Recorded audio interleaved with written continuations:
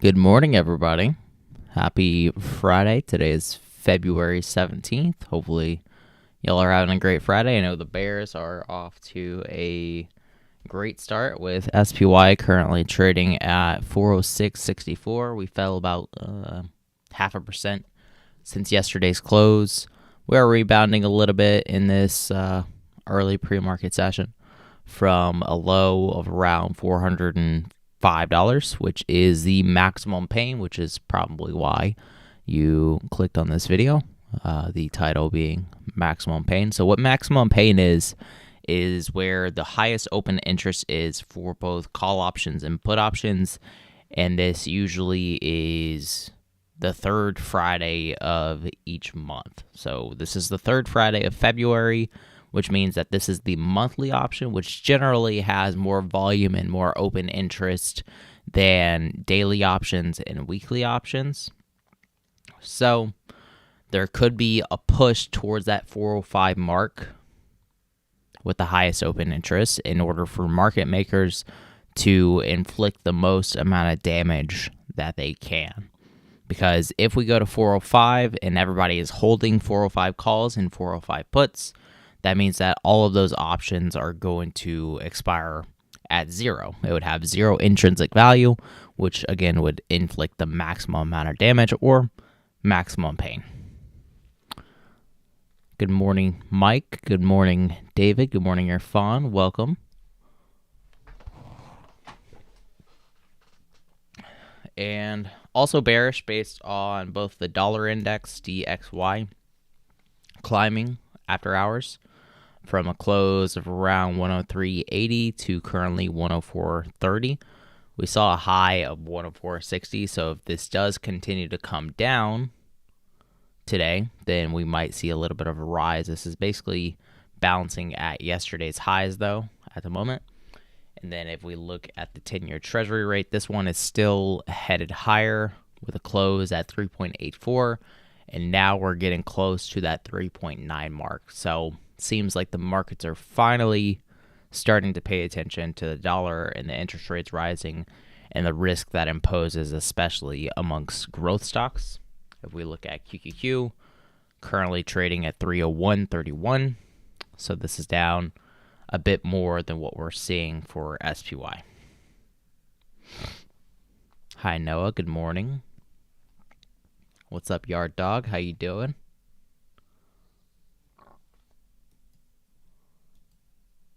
Had a pretty good day yesterday with some the most money that I've made so far this month, $340 something. If we check out the February calendar, I've only took a loss one day out of the month so far.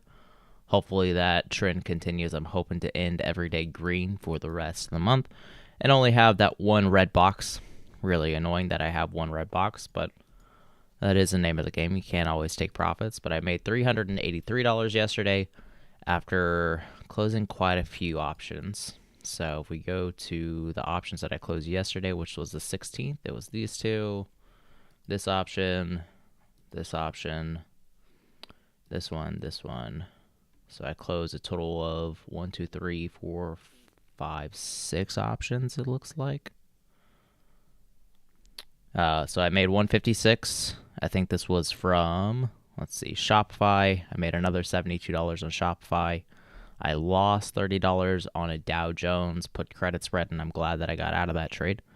I made $90 for a QQQ put debit spread. I have another one that's still open that expires next week. Might be taking profits on that today, considering how much it dropped overnight. Then I have the McDonald's put credit spread that I took profit on, and then a SPY call credit spread that I ended up taking profit on. So overall, net profit for yesterday was $383, which outweighs the biggest loss that I took this month, $266. So pretty good day for me. The win rate is just about where I want it to be, at around 70%. I would like to increase my average win, though. My average win is slightly lower than my average loss, but I have taken less losses, obviously, so you have a smaller data set to work with.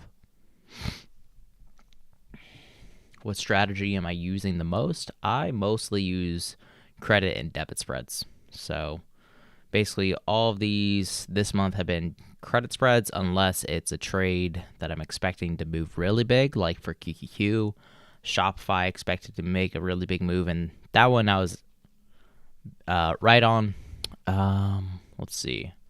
DoorDash, on the other hand, I missed. I think. Well, it's trading at 69. I'm assuming that it's going to go below 66 today. They had a really bad miss on their earnings per share of negative 165 versus an expected negative 69 cent earnings per share. So I'm really shocked that they haven't, plummeted. But the caveat here is that they changed up basically their entire executive board for some reason. Like everybody got shuffled around on their executive board. They got a new CFO, they got a new president, they got a new COO. Basically, everybody got replaced. So basically, it's a new company at this point because of the new management. And the other thing was they were projecting more growth for the near future, for the next quarter, and I think the next year. So considering the prospects of growth, investors liked it. They pumped the stock up by about 10%, and now it's a little bit higher than where it was yesterday, up 4.5%. What's my opinion on doing naked options? I don't do them personally just because it's really expensive. Even if you have to use, say, half cash and then half margin, 100 shares of any decent stock to trade naked options on is still expensive. Like if you're doing something like, I don't know, Apple, for example, trading at $152, that means that you need at least $7,500 or so in order to run a naked option. And in that case, you're also using margin, which I am not a huge fan of right now because of margin rates going up significantly. I do think that you can make more money with the added risk. I just don't find it appealing. I like to use as little cash as I can, and that's why you see me mostly using spread options. Morning cam. But let's head on over to Robinhood. Check out the couple of spreads that I have open still. The DoorDash, that one's actually only down $30. Actually $12 now. Interesting enough. This one actually expires next week, so I'm glad that I gave myself that extra week until expiration. That will probably help me out. If I gave it another week, that would have been even better. But the QQQ put debit spread, they're currently going for 53 cents a pop. I'm up by $102 at the moment for these spreads. My assumption is that it's going to be below $303 at the end of next week, which is expiring February 24th. I ended up buying these at 35. And again, right now they're trading at around 53. So nice little $100 that I've made so far. Still planning to hold it. I do think that there's probably more pain to come for high-tech and growth names because of the still rising yields and the still rising dollar. It's going to weigh negatively for high growth. And am I an option seller or an option buyer? Well, with spread options, you're both buying an option and selling an option at the same time. So I guess you could call me an option seller since it's mostly been credit spreads that's been making me money. Looks like my Dash trade is finally starting to print a little bit. Dash is pulling back to 67. We might see it hitting that 65.50 mark. I wouldn't be surprised after that huge miss on the earnings. I was very shocked when I saw their stock up 10-15%, even after missing so damn bad.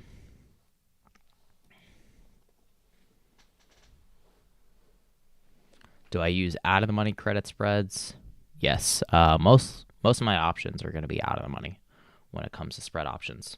Even if it's a debit spread, I'm usually going to be out of the money just because that's where the best risk reward is when it comes to debit spreads. And then for credit spreads, I'd go out of the money just to keep the odds in my favor. I want the options to expire out of the money, so I'll start with an out of money credit spread. SPY levels, yeah.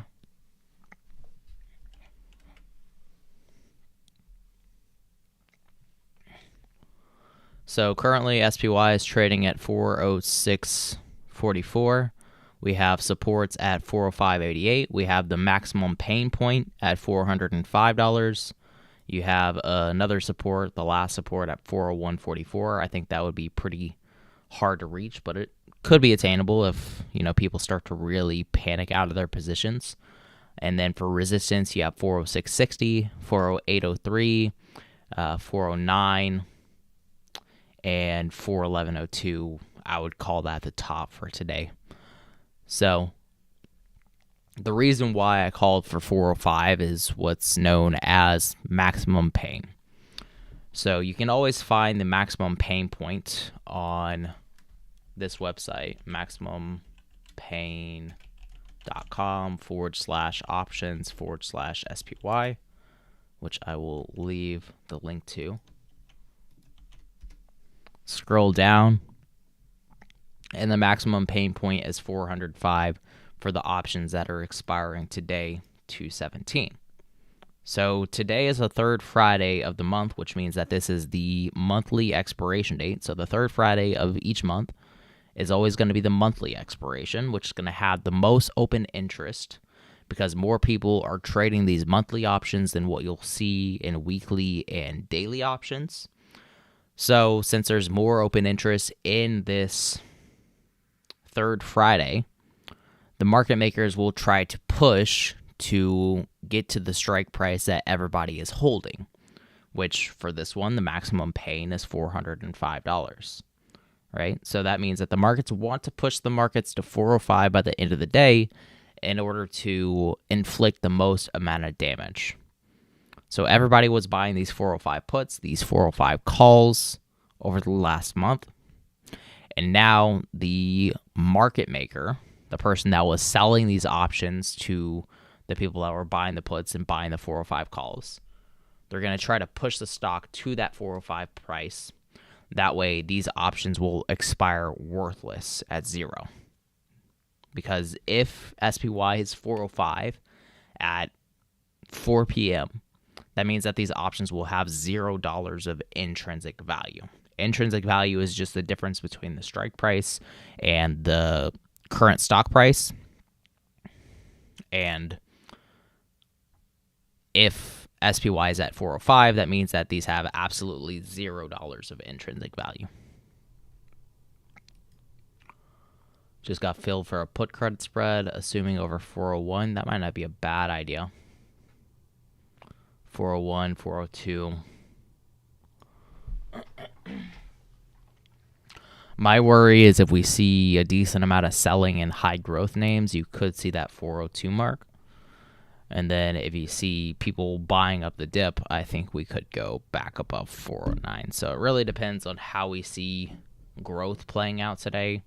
Right now, the QQQ is trading at $300.77. We're almost at the $300 mark. There's probably going to be some supports, some buyers at the 300 level, but we'll have to see whenever it comes to that. The VIX is up by 2% today, currently trading at 20.63. Still think that the VIX is highly suppressed thanks to the zero data expiration options. Not a lot of people are focused on monthly options, and the VIX is based on 30-day expirations. So I think that VIX could be artificially suppressed by the zero data expirations, but that could also mean, once people start to go further out in expiration, if they're expecting a decent crash over the next month or something like that, the VIX could go much higher.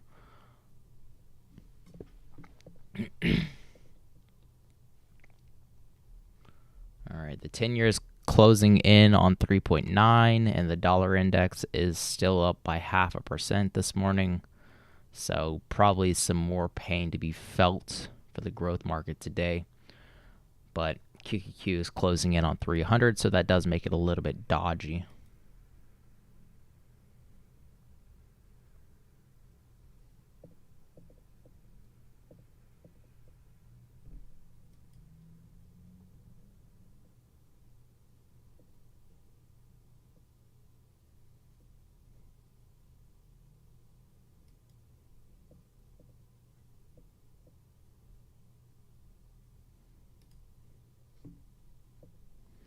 All right.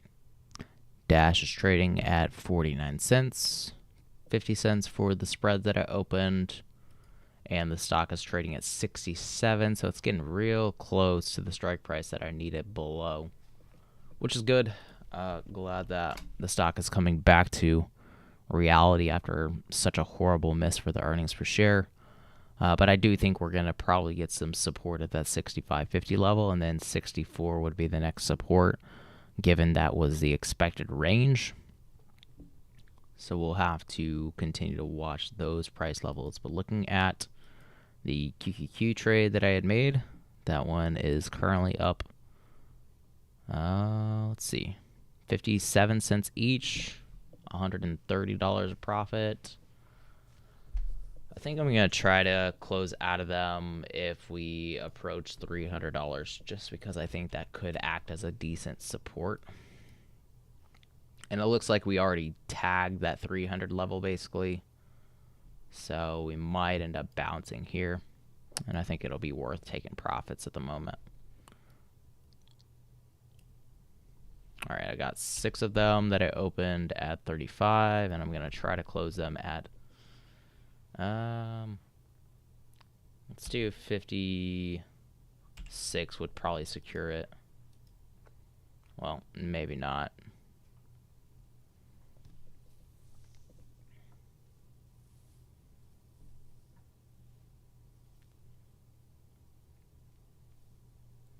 Maybe not there. Yeah, we got to bounce on that 300 level. Sitting just below 50 on the RSI, so if the trend continues today with the RSI, we would be bearish. Probably going to head below 300 if it's a technical analysis based day, and considering that SPY is still trading above that 405 level, we might see us hitting 300 closer to the end of the day. All right, just got filled for those options in order to close them. Nice little $120 of profit or so. Can't hate on that. And then hopefully we can make some money on DoorDash too. That would be real nice if we could make money on both. All right.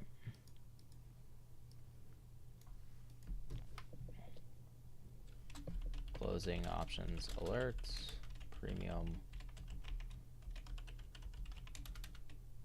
Okay.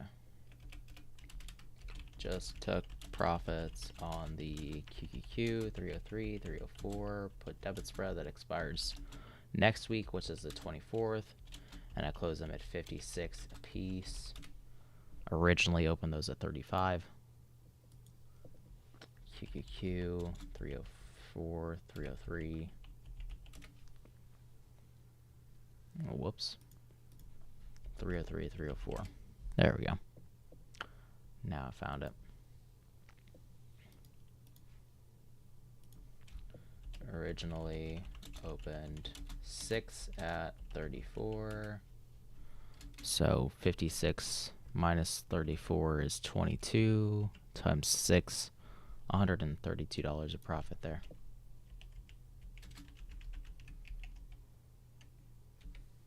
Good Friday morning, yes sir. It sure is, Peter. Especially for the Bears out here. It is a beautiful Friday morning.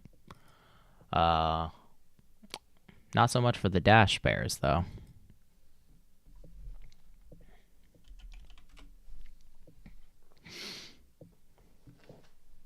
QQQ is quickly approaching the 300 mark now, and SPY is getting close to 405.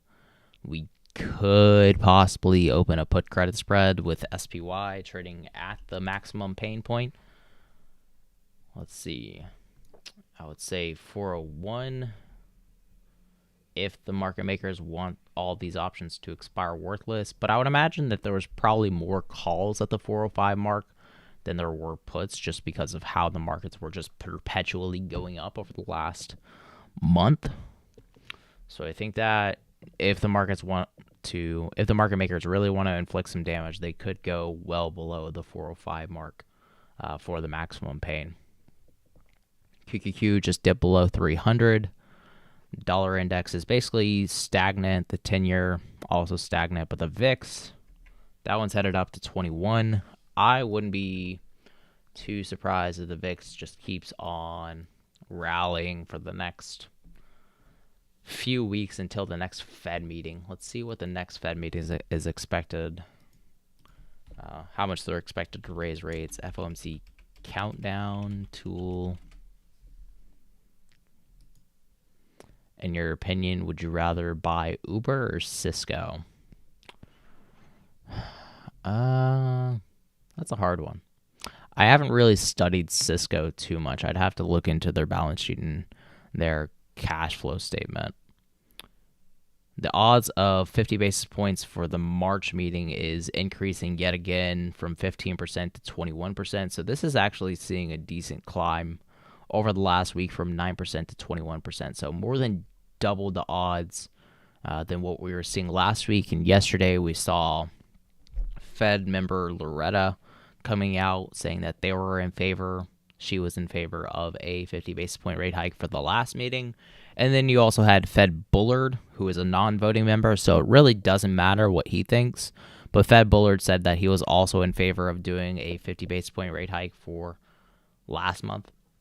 So it seems to be that there's more members that are coming out and saying that they're more in favor of a 50 basis point rate hike, and that would be necessary if we're seeing more and more of this data coming in showing signs of higher inflation.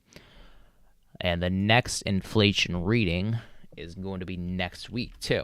The core PCE, I believe, is next Friday, if I remember correctly. Yeah, PCE prices on Thursday, and then you have the actual PCE, core PCE, and regular PCE price index coming out on Friday, February 24th. So we could see even more sell-off going into the PCE report, because that's probably going to show more signs of inflation. So you're probably going to see a rising increase in the odds of a 50 basis point rate hike. You're going to see rising interest rates, probably going to see a rising dollar, all of that going into the report.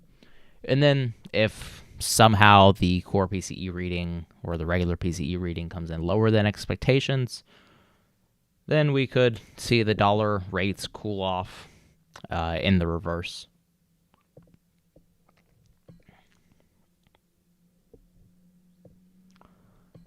What is the maximum pain for Tesla? I'll get into that. Let's see. Tesla, I would imagine 200 would be a very popular strike price just because of the round number. But if we go to the maximum pain.com/options/Tesla, the maximum pain point is actually $185 today. That's very low compared to where it's trading right now. That's another $15 from the 200 mark that it's trading at right now, which will be 7.5%. We have seen Tesla move, 6, 7, 8% in a day, so that wouldn't shock me. But considering it is kind of on the outer bounds of how much Tesla moves in a day, that would make it less likely that we would reach the maximum pain point.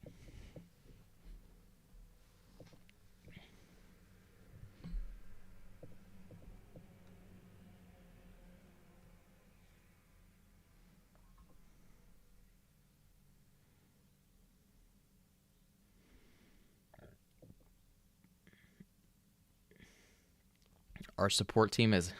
I just got this message from Robinhood. Our support team is experiencing high volumes and longer than normal wait times at the moment. Thank you for your patience as we attend each request. I wonder why they're getting so much customer support calls. That's weird. Let's see, Robinhood. Let's see if the message will pop up here. Yeah, our support team is experiencing higher volume and longer than normal wait times at the moment. We thank you for your patience as we attend each request. That's a message I haven't seen in a while.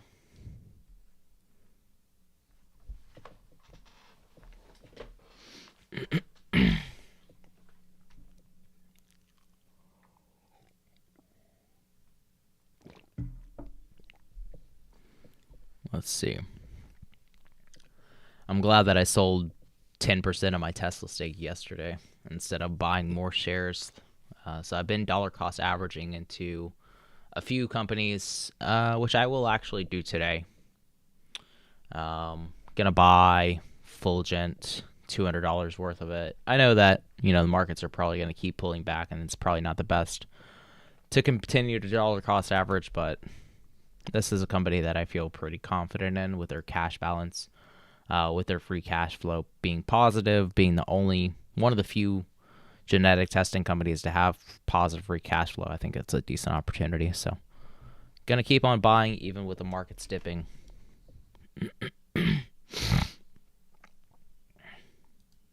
Dash is below 66 now. Good.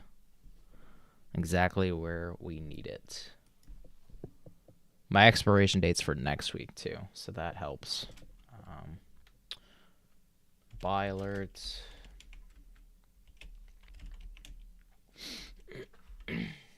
Just bought 200 worth of Fulgent. If I can spell.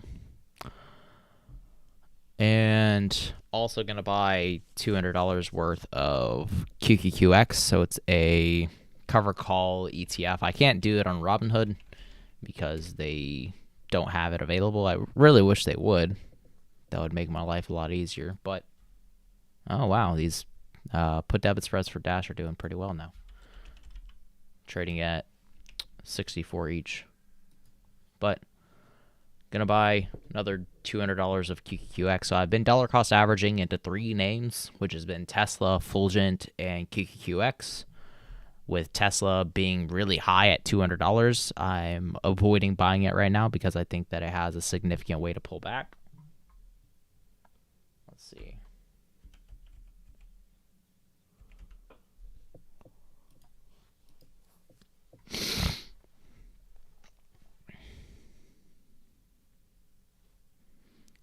So let's go to, hi Jones, welcome. QQQX is a stock that I want. Buy $200. A market order, I don't really care what price I get filled at, so. And yeah, this comes with like a little warning. Because they are using margin, and the way that they do their orders is, I believe it's naked option, so it does carry some risk to it, but I am fine with that risk given that I get paid 8% a year from them selling cover calls on my behalf. That way I don't have to do it myself, which is really nice.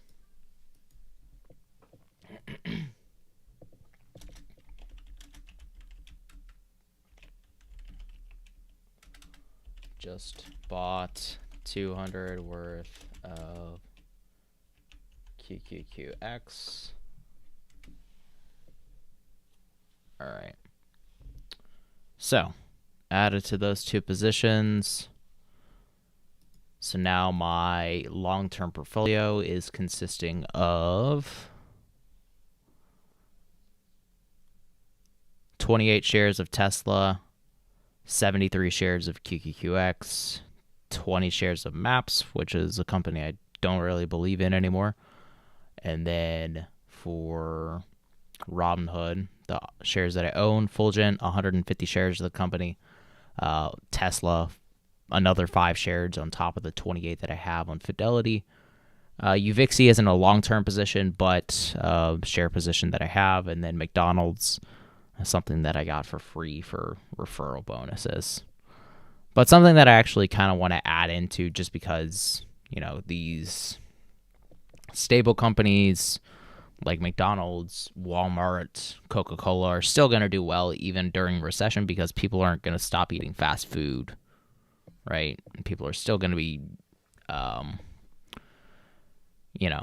going out to fast food joints because they don't have enough time to make food for themselves or they enjoy eating out. I don't think that people are going to give up that luxury just because we're in a recession. What is my total capital? Total capital is 30,000 here, 30,500. The Fidelity account, I have 7,100. 30,500. Let's see. In my high yield savings account, let's see how much I have. Let's see if I remember what it is.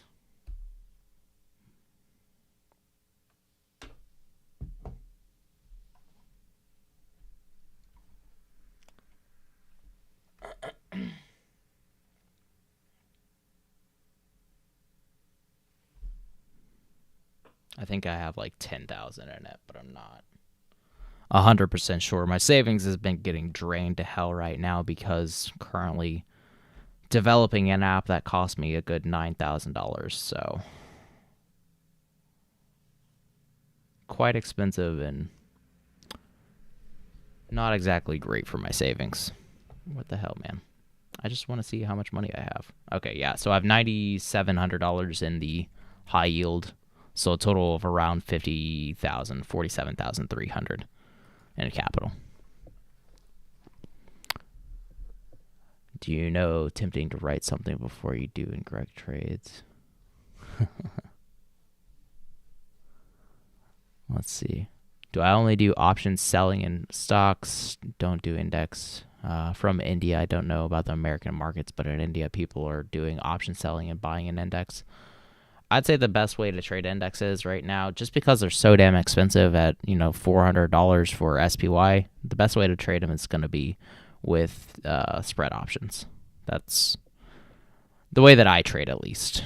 It's very minimalist in terms of how much capital you need, and I think that the best thing that you can have right now is cash. Cash is king. Even with inflation being at 7-8% a month or 7-8% a year, cash is still king. And even treasuries are paying a decent bid. Like if you search up the, say, 6-month treasury bond, let's see, 6-month treasury yield, this is paying you 5%. So, I mean, if you can get 5% on a treasury bond, given that the payments get put out unless the government ends up defaulting on its debt, which is also a possibility, then that's pretty damn good. You're only getting like 4% from a high yield savings, and then if you go with a 12-month treasury, you're getting 5% too. So decent returns that you're getting even from treasury yields. And I know treasuries aren't super sexy, but if you're looking for a place to put your cash, not a bad idea.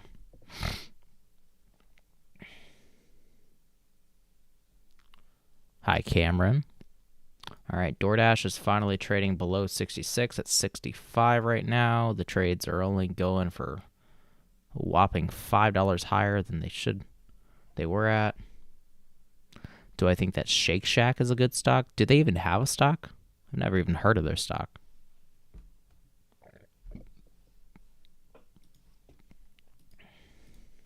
Shake Shack stock.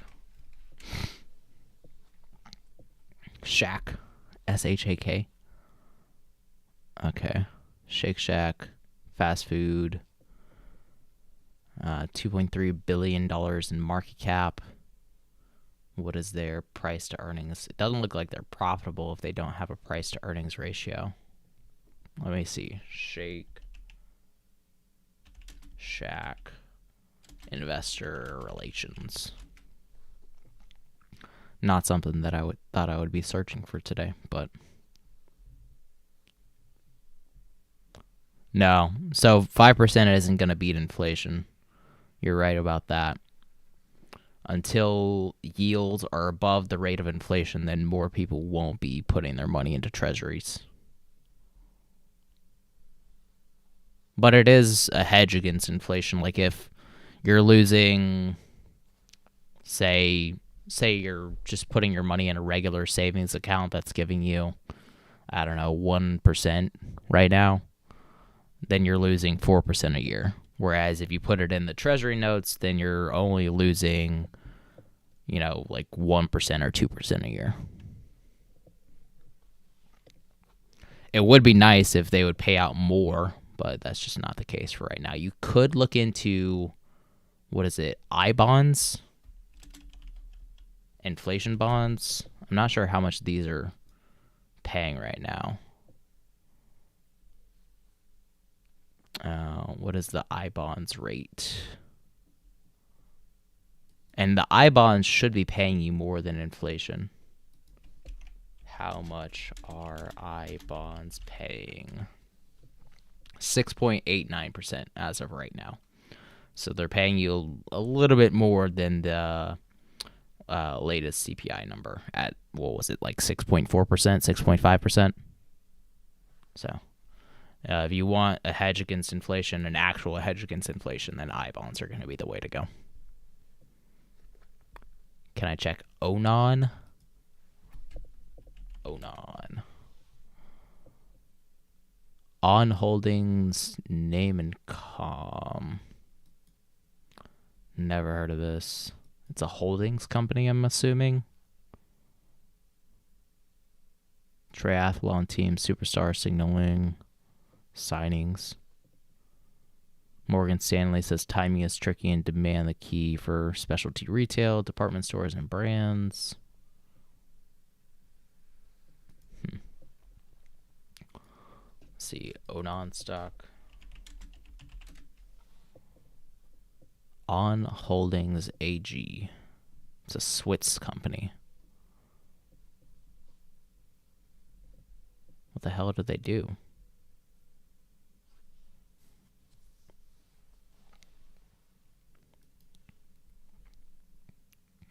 Oh, it's a sportswear company. Athletic shoe and performance sportswear originating in Switzerland, designs and markets sporting and running shoes.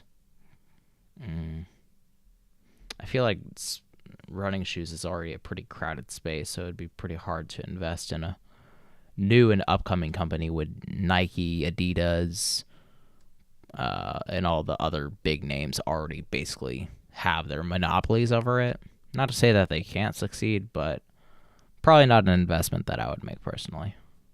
Which bank do I use for high yield savings? I use Marcus by Goldman Sachs.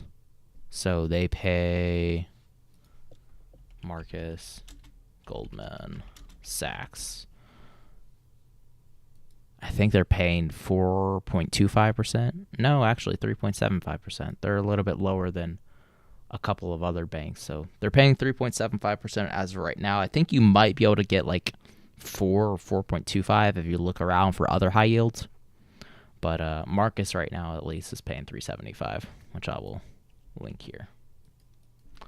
Have I ever thought of doing... Oh, wow, that's too long of a link for me to send in the chat. That's stupid, but okay. Have I ever thought of doing skew options as the inverse?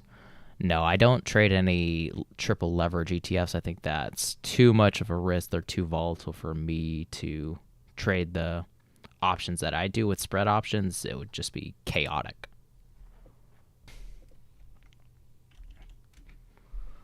Looks like SPY ended up bouncing, so we could be able to get... I wish I had opened this earlier, but a put credit spread, assuming that it'll be above 402, could be a decent play. Or 401 was what I was hoping for.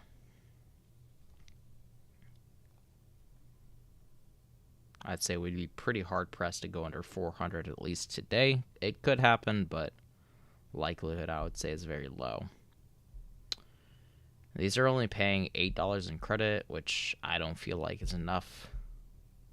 If you go assuming that it'll stay above 402, you get paid 14 cents in credit, which I still don't think is enough, so I'm going to have to pass on that trade for right now.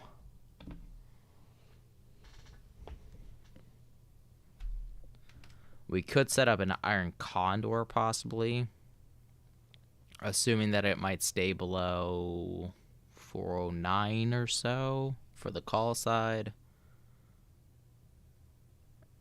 That one is paying us actually decent credit. That's paying 13 cents in credit.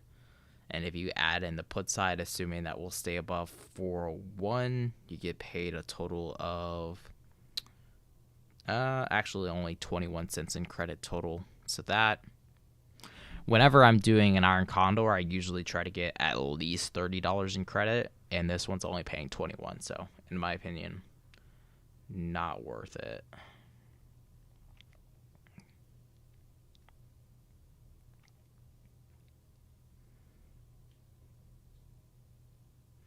If you go with the 402, 401 put strike prices, you get paid 28, but I still feel like that's just too risky for my taste.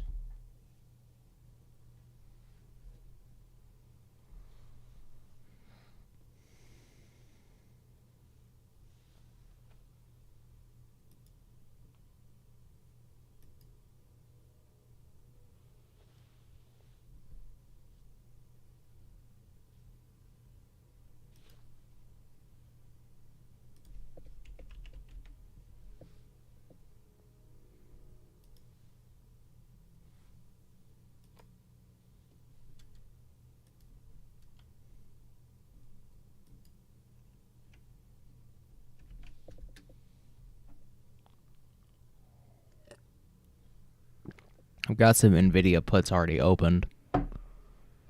My assumption is that they would go all the way down to below $190. Right now they're trading at $215, so they're pretty far from the strike price that I need them to be below. Not super confident in that trade anymore, but the markets are saying that there's a decent opportunity still here. They're trading at 35 cents a piece. I opened 3 of them, so I could save myself, a few $100 or $100. But, considering that the markets are chaotic right now, we might get a little bit closer to the strike prices that I need it below. What is that? 25 points on a $215 stock. That's another 11%. I might see that happening over the next week. Their earnings is scheduled for, let's see, no, it's not 224. That's the expiration date that I chose. Their earnings is scheduled for February 22nd. I think that NVIDIA is going to come out with an earnings beat, or at least in meeting their earnings, just because this is a growth company that's made so much money over the past few years that they can make their earnings per share look like whatever they like because of share buybacks and employee stock compensation. So it's hard to bet against NVIDIA and these high growth names just because they can manipulate the earnings per share to whatever they'd like it to be.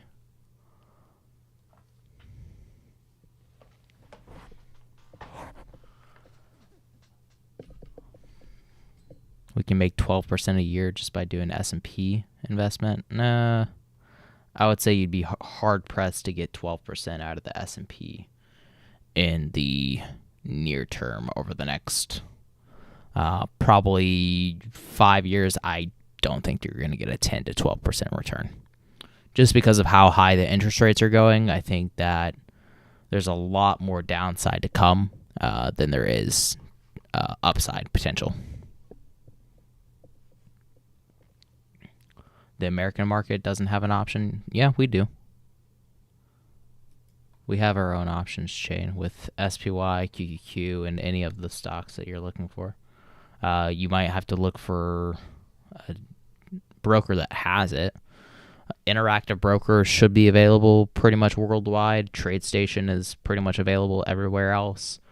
Those are the only 2 big names that I can think of. And then Aries is a third party to TradeStation. So if you want a better user interface than what you'll get from TradeStation, then Aries would be the way to go. Are there any profitable restaurant stocks below $80 that I know of? That's a good question.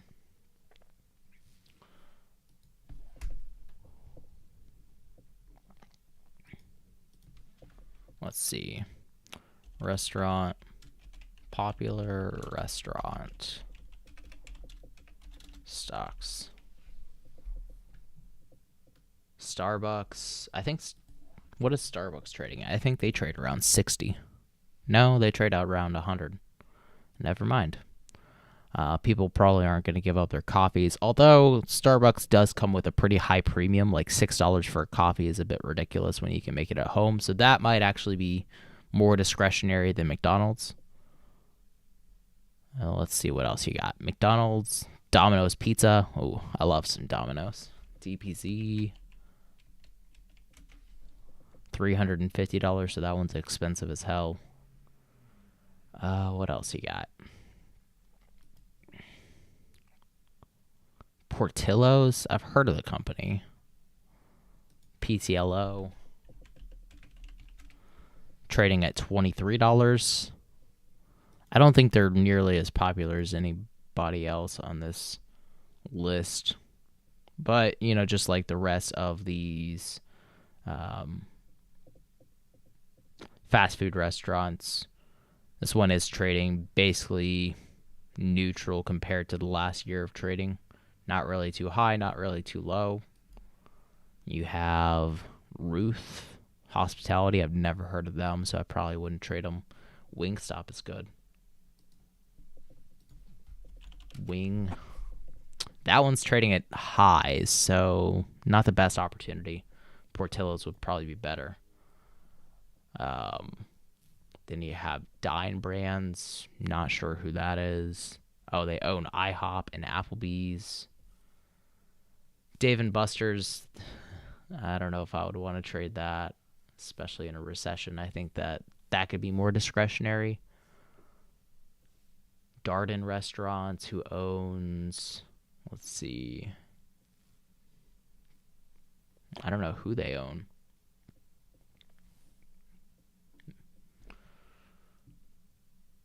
Huh.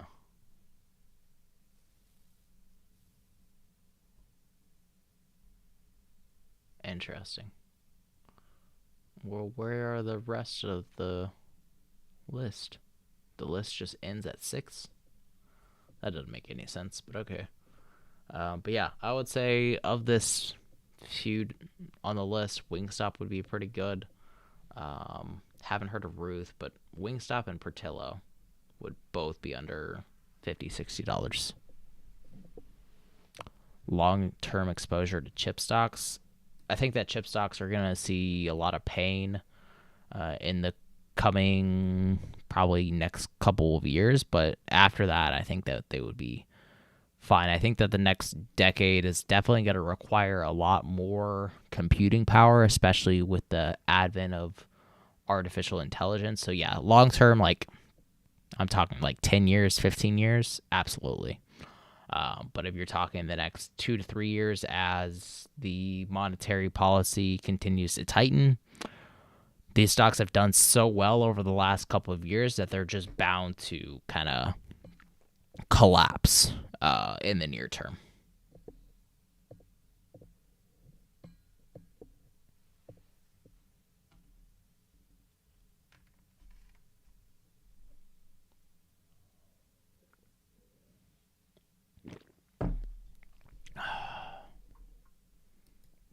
Let's see. Let's check the dash position. Currently up 36. Nvidia is up by 21. Lost $1,200 for a single trade. That was last month when I was taking more risk, like $1,500 a trade. But recently I've only been risking like $200-$300 on average. So not really risking as much and making a lot more than I was last month. That's really the name of the game, is cutting your losses, which is what I ended up learning from last months of trading. Let's see. Biggest loss ended up being 600. So I think that was like a max loss that I took for that trade, but I've only been risking like 300 ever since and cutting my losses short of the max loss. Let's see. 270 was my biggest loss for this month. 5 credit spreads that I opened, and that one I held against the trend. So holding against the trend is not your friend. And had I not taken that loss, probably would have been a lot more profitable for this month and probably been achieving my $100 goal that I set out for the month of February. Currently at 86. Today is going to bring us probably to 90, 91 or something like that. But we'll have to see with this DoorDash position, as kind of edgy with me.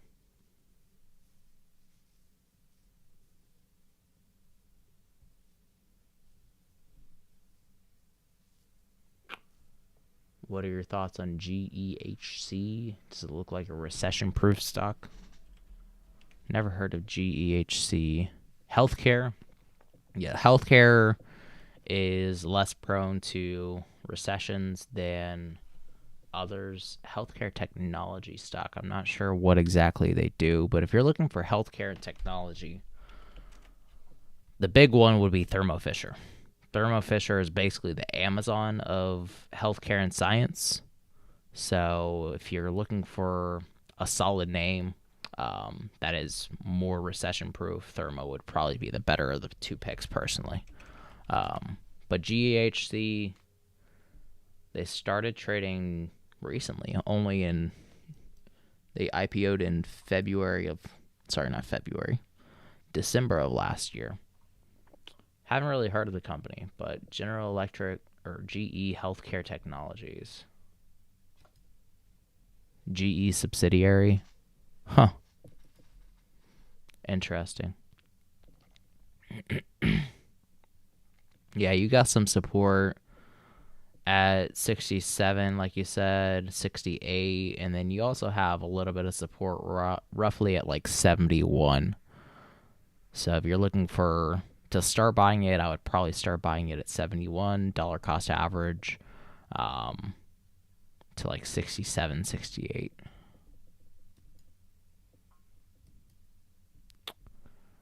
All right, let me log in the trade that I closed this morning, the 303, 304 put. DoorDash is making me money. Good. 64 now. Good. Good stuff. That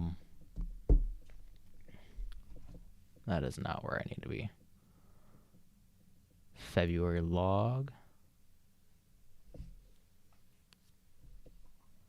Most of my trades are only like 1 to 3 days long, so there's no significant trend that I follow.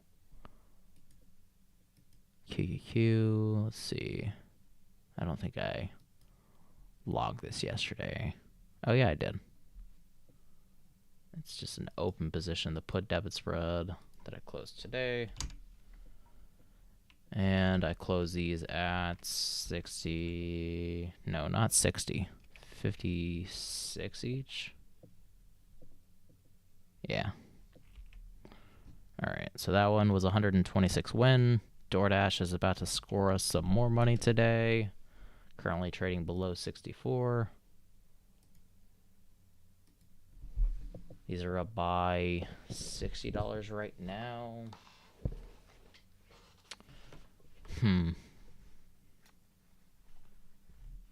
The bid ask on it is stupid wide, of course, thanks to Robinhood. One of these days I gotta switch over to Aries.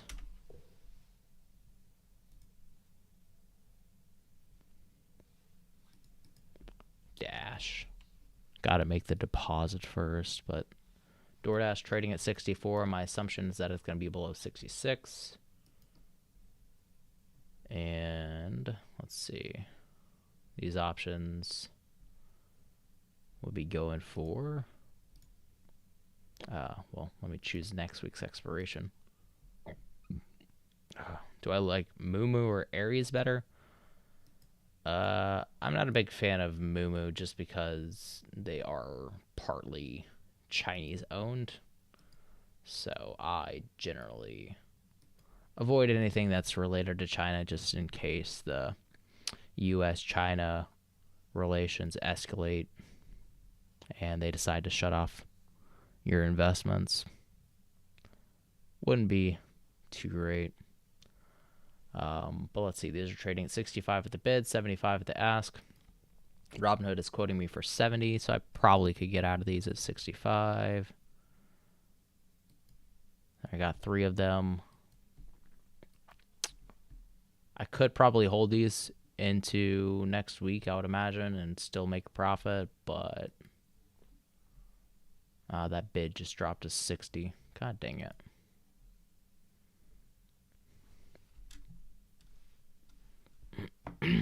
SPY's rebounding right now. Yeah, you're probably just going to get a lot of fluctuations around the maximum pain at that 405 mark. DraftKings seeing really big movements. Can you look at it and tell me what I think? DraftKings, let's see. Jesus Christ, they ended up pumping on their last earnings yesterday after hours. It looks like negative 53 cent earnings per share versus negative 62 cents. So they ended up beating on their earnings per share. Their stock is up by 19%, which is what I was afraid of when it came to DoorDash. But let's see. Their revenue came in at, let's see if we can find it. Surge in Q4 revenue, so people are gambling their money. Not really too surprising. Usually gambling will go up whenever you're going into a recession. People will buy more lottery tickets. Wouldn't be surprised if DraftKings sees more users coming into their app. Let's see if I can find the revenue, though. They raised their revenue guidance, $2.8 billion to $3 billion. Let's see. So they raised their guidance. That's good. What you want to see whenever it comes to an earnings is a earnings beat, which they did. You want to see a revenue beat, which I haven't found yet. Oh, yeah, they did end up beating on their revenue. $855 million in revenue versus $800 million expected. So they beat on their earnings, they beat on the revenue, and they increased their guidance going forward. So that is a triple beat, and that's why you're seeing DraftKings up by 18%. Now, if you're looking for DraftKings as a long-term investment, then you want to look at the cash flow statement, and that I have no clue about. On DraftKings Investor Relations,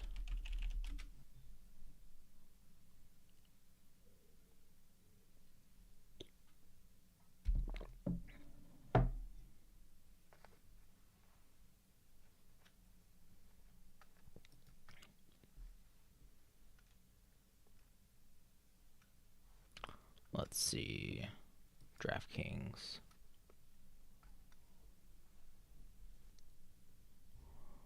$21 at the moment. And then if you go over to their investor relations page, financials, SEC filings, their latest SEC filing is not a 10Q, it's a 10K because it's an annual report, which they actually did file on time, which a lot of companies don't, so that's good. And then you want to look for their cash flow statement. So if you want to invest in this long term, cash flow is probably the most important thing to look at. And you want to make sure that they're free cash flow positive or they're making money from the actual business. Let's see. Cash flow.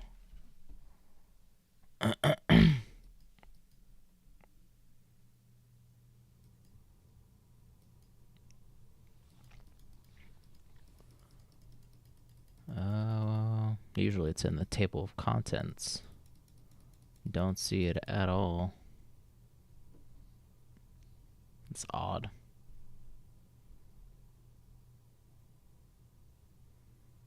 All right, well,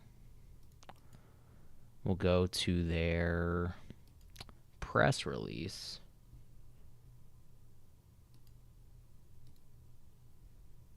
DraftKings reports fourth quarter. Okay, cash flow. There we go. Cash flow from operating activities was negative $625 million, so they lost $625 million from the business itself. A lot of those coming from, let's see. Well, where is the money coming from? Net loss, so yeah, that is the business itself. $1.37 billion in net loss. That's pretty crazy. Cash flow from investing activities was negative $200 million. So they invested a shit ton of money into software cost. And then you had net cash flow from financing activities down $16 million, where a lot of it was purchasing treasury stocks. So at the beginning of the period, which was at the start of 2022, they had $2.6 billion in cash. Now they have $1.8 billion in cash. So they burned around $800 million. So that would mean if they continue to spend in all of their activities at the same rate, they would only have about 3 years left. But they could always cut back on their investing activities, which seemed like a decent bit of it. About a fourth of their expenses. But then, with operating activities losing $1.3 billion, that's what's most concerning to me. They're not nearly profitable, and if they're burning through $1.4 billion a quarter and they can't find the money elsewhere by doing stock-based compensation, which they made $600 million from, $600 million. So if they can't continue with that program, then they're going to start losing money like no other. So that would be a little bit concerning, but for right now, with the earnings beat, short term, I would say it's definitely going up. Long term, it's a little bit dodgy.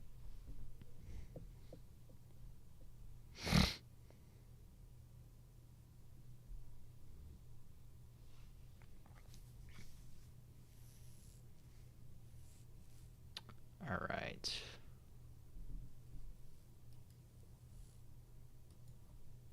Those DoorDash put options never got closed out of. DoorDash is trading at 64.26, so it's coming within that range that it was supposed to be in by the end of the week. I wouldn't be surprised if it continues to head lower. QQQ is barely holding on to that 300 mark. Ended up dipping down to 298.88. And SPY is trading at 406, so we could get a decent opportunity to take a short position on SPY for the end of the day if we assume that it's going to be at that 405 mark.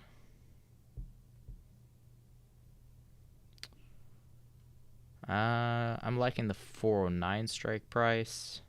Think that it would be pretty well below that, but I'm not sure how much it's paying. That's the $1 million question, and it's currently paying it's actually paying a decent price, 15 cents in credit, which means that you risk about 85 for each of these options to make 15.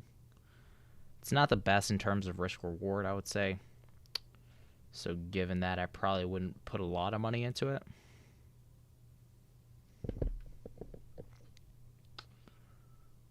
If I'm only going to make $40 to risk $250, I feel like it's not even worth it. Can I repeat what I said about the VIX being suppressed due to zero data expiration? Yeah. So the VIX is based on how many calls and puts there are that are expiring in 30 days. And we had the introduction of zero data expiration, or options that expire every single day, in November of last year. All right, so if we look at the VIX over the period of the last year, basically since November, the VIX has been below $25 for the most part. But before that, we were seeing the VIX going all the way up to 30. Right? So the idea is that everybody is so focused on the short term because of these new daily expiration dates that they're not choosing to buy options that are 30 days out. So if the VIX is based on 30 data expiration options and nobody is buying 30 data expiration options because they're so focused or so distracted by the zero data expiration, that is going to artificially suppress the VIX. But if people start to think,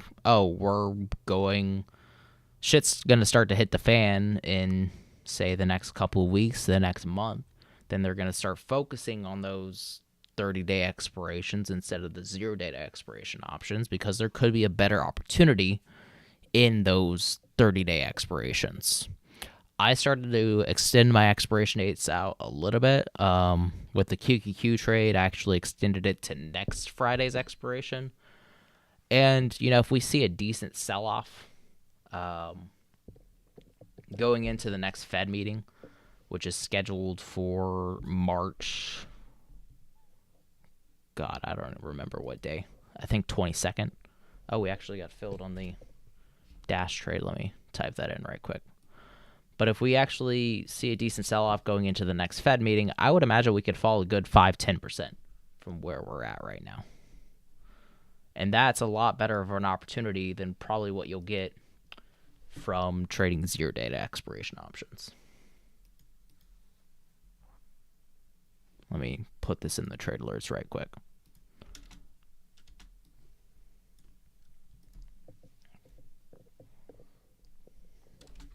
Closing options alert. Premium. Just took profits on the 66, 67 dash. Put debit spread expiring next week, 224 at 65 each. What is a good profit margin for SPY on a zero data expiration? I think that it's really subject to the trader. Personally, whenever I'm trading zero data expiration options, if I'm doing a credit spread, I want to get at least 15 cents in credit, depending on how confident I am in the trade. If I'm super confident in the trade, then I'm okay with that lower 15-cent credit. But ideally, I want to get something along the lines of 25 cents of credit for a $1 wide credit spread. Anything that's 25, generally it will come back down, but it's never guaranteed. Nothing is guaranteed. But I'm usually looking in the range of 15 cents to 25 cents for a credit spread. And if I'm certain that a stock is really going to move in a big direction, with SPY or QQQ, whatever it is, then I'm going to want to go with a debit spread. And usually I'll pay between 30 cents and 40 cents for a debit spread. So it's really based on what the price is for a $1 spread. Again, with debit spreads, 30 to 40 cents, and with credit spreads, about 15 to 25 cents. That's usually where I'm entering. And then, let's see. But yeah, I want to talk about the possibility of SPY seeing a decent pullback over the next month. So if we go to, let's see, the FOMC calendar and see when the next Fed meeting is, I think it's scheduled for March 21st, 22nd. Yeah, exactly. So if we want to set our expiration date out for the next Fed meeting, if we think that the odds of 50 basis point rate hike is going to continue to increase, that is going to place more selling pressure on stocks because we slow down to 25 basis points. So if we go over to SPY and if we think that there's, say, going to be a, 3-4% sell-off, 406 is what it's trading at right now. We'll call it 407. And then we multiply that by 97%, you get a price of $395. So if we think that SPY is going to fall 3% over the next month, basically, between now and the next Fed meeting, which is 33 days away. This is a 35-day expiration. We would be buying the 396 put option, selling the 395. And you're paying 29 cents in order to open this option, in order to open this $1 spread. So that means if this trade is right, if we do see a 3-4% sell-off based on the increasing odds of 50 basis point rate hike for the month of March from the Fed, then you're going to get $74. Sorry, this should be $70 basically, $72 in profit if SPY is below $395.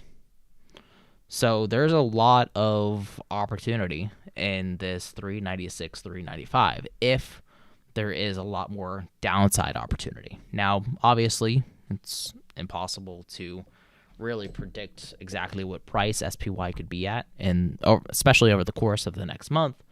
But I would say that the risk is heavily towards the upside right now. So I think that there's a lot more downside potential than there is upside, considering the raising interest rates, considering the rising dollar, considering basically every fundamental part of the market showing us that things are going to hit the fan.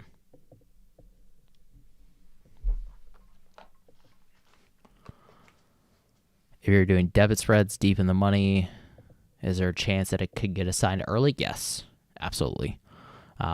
Especially if it's super deep in the money and if it has very little time until expiration. The options are going to have almost zero extrinsic value, so time value basically. And if there's no extrinsic value for the option or little to no extrinsic value for the option, then people are generally going to exercise that because there's no more opportunity to be made in that option.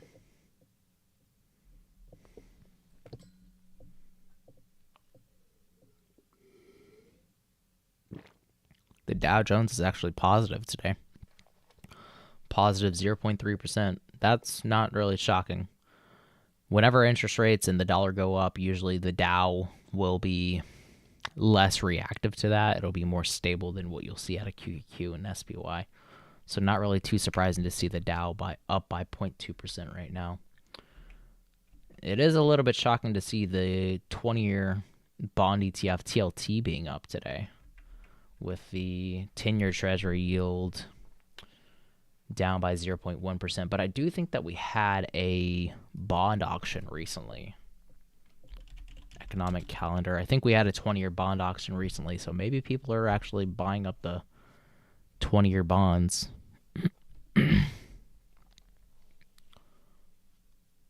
This week. Yeah, we had a 20-year bond auction on Wednesday, actually. 3.977 is what they're paying.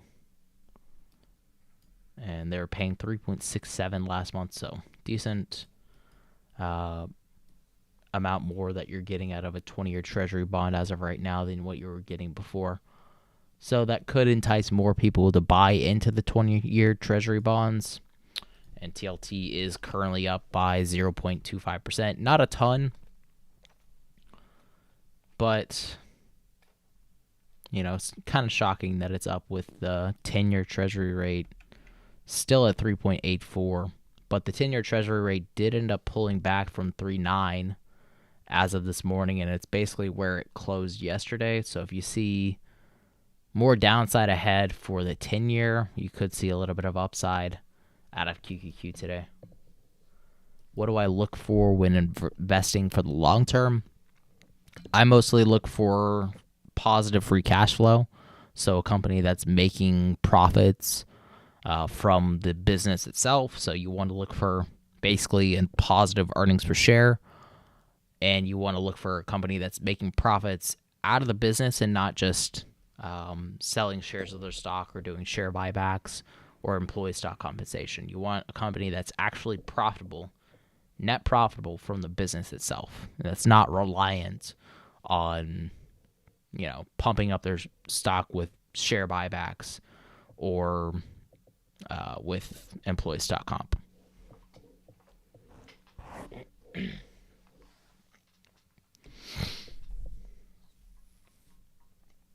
That would be the main thing that I would be looking for. Positive free cash flow, positive earnings per share, obviously, and a company that doesn't have a shit ton of debt right now. If you have a company that has a lot of debt, the interest payments that they're going to be paying on that debt is going to be going up more and more with the yields going up right now.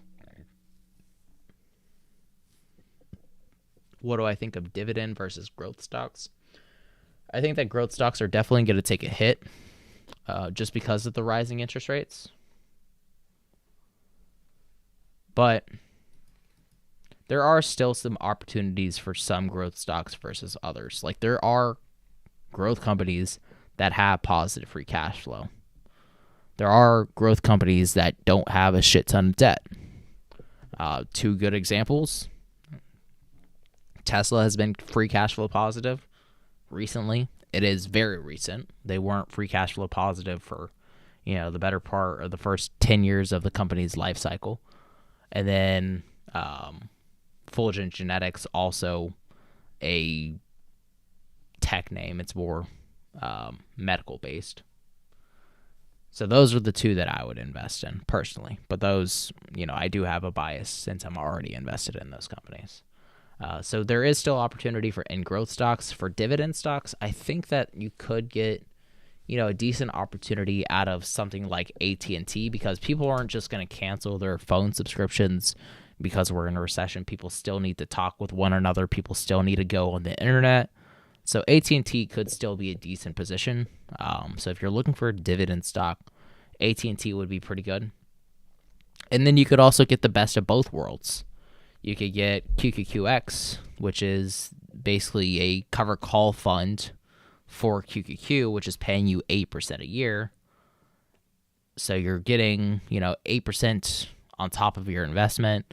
And if you do see growth in the economy somehow, or if you see growth in the stock market, then you could get, the best of both worlds with QQQX.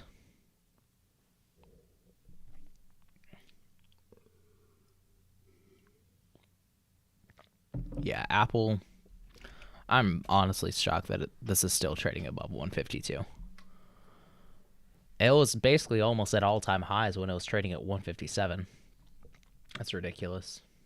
What about QYLD or HRZN? I haven't heard of HRZN, but QYLD, the reason why I prefer QQQX versus QYLD is because the way that the covered call fund is structured. So what QQQX does is they have 2 times the amount of shares that they're selling covered calls on. So for every one covered call that they sell, they have 200 shares. The problem with QYLD is whenever they sell covered calls, it's 1-to-1. So for every 100 shares that they own, they sell one covered call. And if you do see growth going up, like we have over the last month, you're going to get a missed opportunity there. You'll see that QYLD is up from, let's see, at the beginning of the year, they were at trading at 1572. They ended up topping at 1705, right? So 1705, 1502, I think it was. Let me double check. No, sorry, 1570. We'll call it 1572. So that means that the stock ended up rallying 8.4%, whereas QQQ, the fund that they're selling covered calls on, ended up going up from 260, we'll call it, to a top of $314. So this rallied 20%, whereas QYLD only experienced an 8% rally. And then if you look at QQQX, they went from 1993 to a top of 24.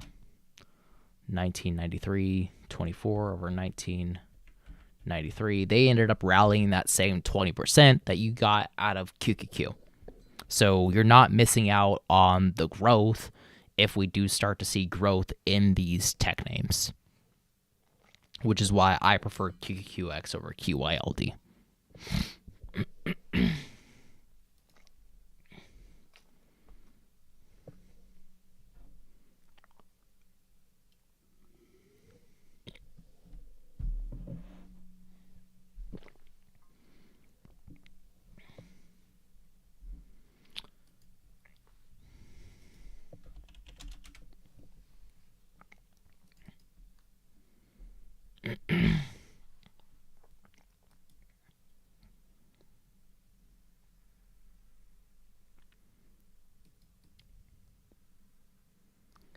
All right.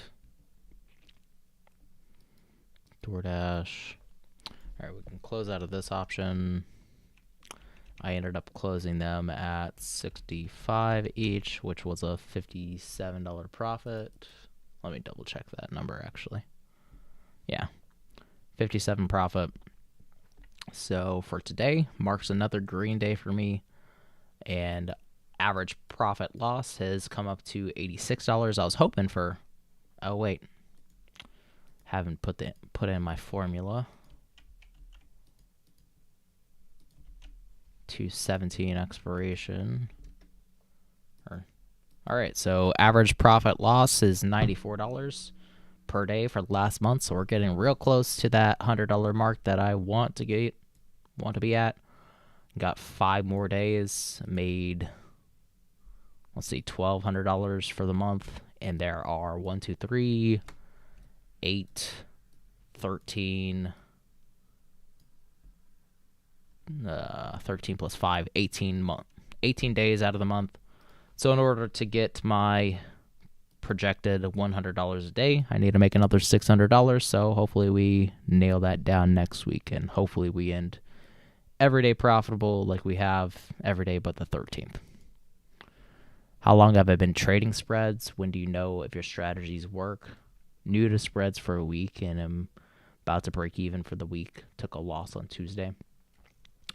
So I've been trading spread options for, I would say, around 2 years, 2.5 years. I started trading regular options in March of 2020. I know the best time to start trading whenever stocks were crashing 30% in a month.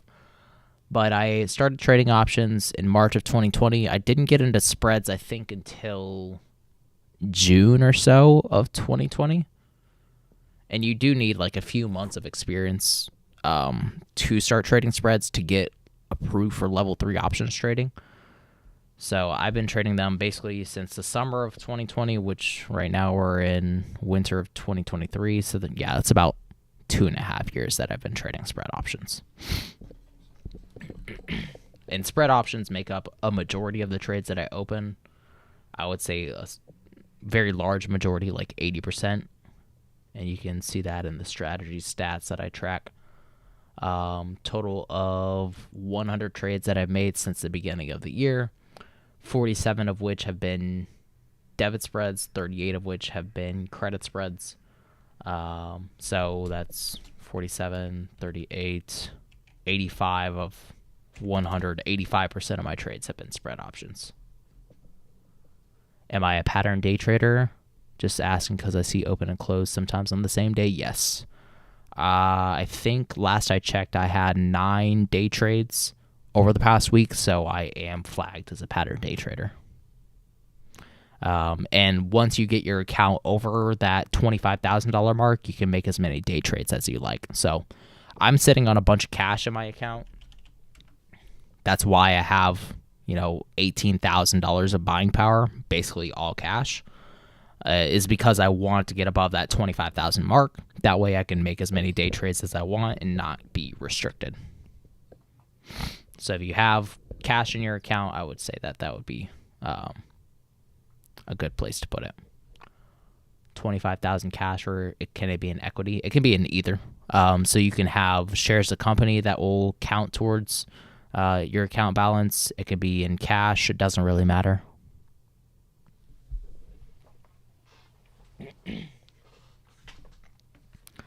Yeah, it's a good goal to reach. I would say save up as much cash as you can and then just keep piling it into your account.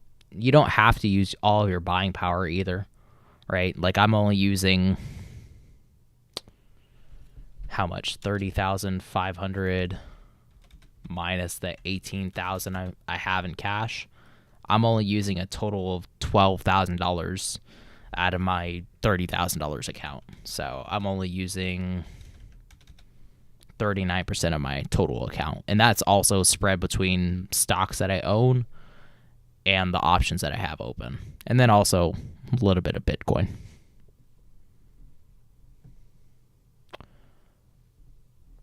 Have a good weekend, Eric. Thanks for tuning in. Do I know margin? Yes. I have traded with margin before. Whenever we were in the bull market, I was buying shares on margin with AMD in order to sell covered calls on. But with interest rates rising as fast as they are, I say that investing with margin right now is very risky, especially if the stocks that you choose end up collapsing like AMD did. I didn't get margin called because I had enough cash on hand to cover it. But you can end up getting margin called to where you need to make basically an instant deposit in order to cover the losses that you're incurring from margin. So I probably wouldn't trade with margin right now. I would say mostly cash would be the best bet. But, if you are willing to take that risk, and if you do invest in decent stocks, I would say McDonald's against Staples, the Dow Jones would be a safer investment. Then that would be a better place than putting your money into, something crazy like TQQQ or even QQQ for that matter, right? Because growth stocks are usually more prone to pain from rising interest rates than what you'll see in industrials, staples, defensives, and names of that sort.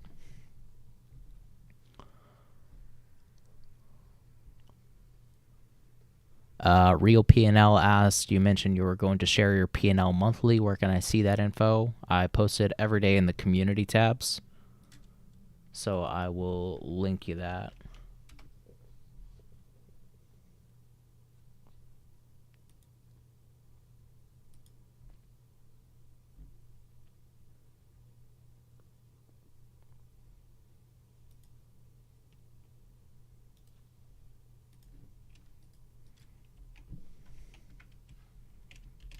Real P&L.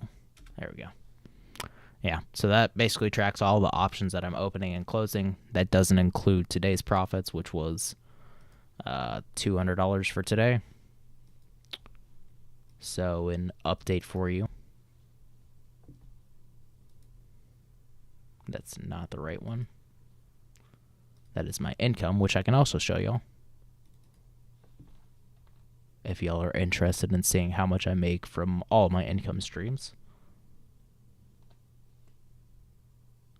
But for February, total profits has been $1,200, average of $94 a day. Only day that I've lost money was on the 13th because I ended up holding an option for longer than I should have, holding against the trend, and it was a credit spread, so I had a lot of money on the line for that option that I probably could have closed out for a $100 loss, but sometimes you're just not always all there for your trades, and that was me on the 13th.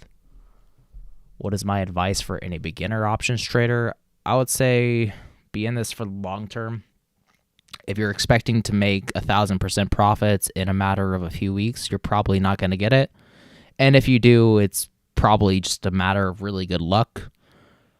So plan to be in options trading for years. I've been trading options for 3 years at this point, and I didn't start to make a decent amount of profits. Didn't really start to be profitable at all until last year, where I made about 60% for the year.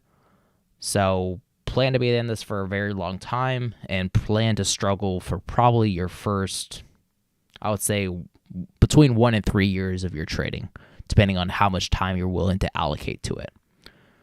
If you're willing to allocate more time to learning options and learning new strategies and actually, toying around with those strategies and gaining experience, the more time that you put into it, the less time that it's going to take to be profitable.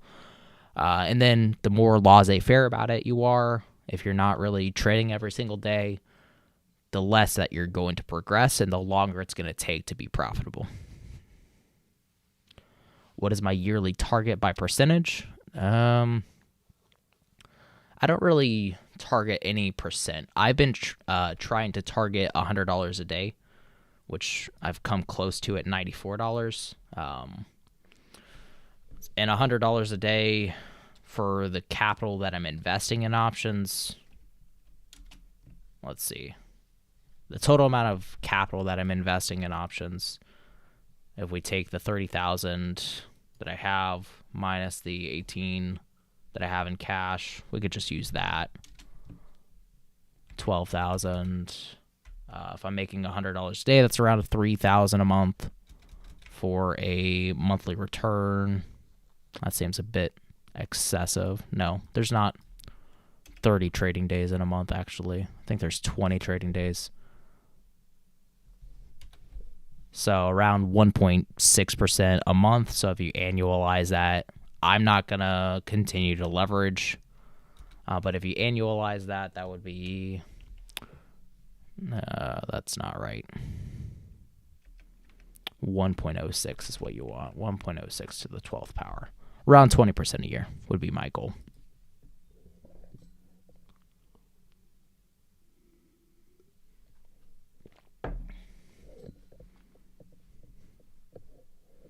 What do I think of Leaps options and writing cover calls against them? I think if you choose a right stock, then Leaps options could be suitable, but you have to choose the right company or the right investment that's going to gain value. I've been running that strategy, which is known as the poor man's cover call, where you buy Leaps options and then sell call options against it on GLD. But with GLD falling from $175 recently to $170, right now this is down by $320, which means that if I try to sell a cover call right now, then there's a potential that I could just end up taking a loss on this trade. So if I go to the options chain, set my expiration date for the usual 30 days out, say to March 17th, I choose an option with something like a 20 delta. That's too high for a 20 delta. This one's a 20 delta. I'll get paid $75 in credit. But the difference between my strike prices would be $177 minus the $160 that I bought. So that's a $17 difference. And I ended up paying, let's see, $3,100 for this. So that would mean $3,100 minus $1,700. That I would end up taking a loss of around $1,400. I think. Let's see. Yeah, you take the difference between the strike prices, which was 17, and then the debit that you paid in order to open the Leaps option, which for me was $3,100, which will be a $1,700 loss based on the Leaps option. But you get the addition of the $75. So technically I would only lose $1,475. But not exactly the best trade, I would say. I would want to wait until gold starts to rise, until it's at a price that I would be wanting to sell it at, which for me on GLD would be probably in the range of $175 to $180 where we were trading before. But with the dollar rising, with the interest rates rising right now, this does place some selling pressure on GLD. So if you expect the dollar to continue to rise in the long term, then this might not be the best trade. But I do have 2 years until this expiration, and gold tends to outperform during recessions. So I still think that it's a decent opportunity, even with it being down $300 as of right now. But yeah, that's all the trades that I'll make today. And I will catch y'all, I think Monday is a holiday. Let me double check. I think Monday is President's Day. Yes, stock market is closed for President's Day on Monday, so I will catch y'all on Tuesday at 9:30. See you, everybody.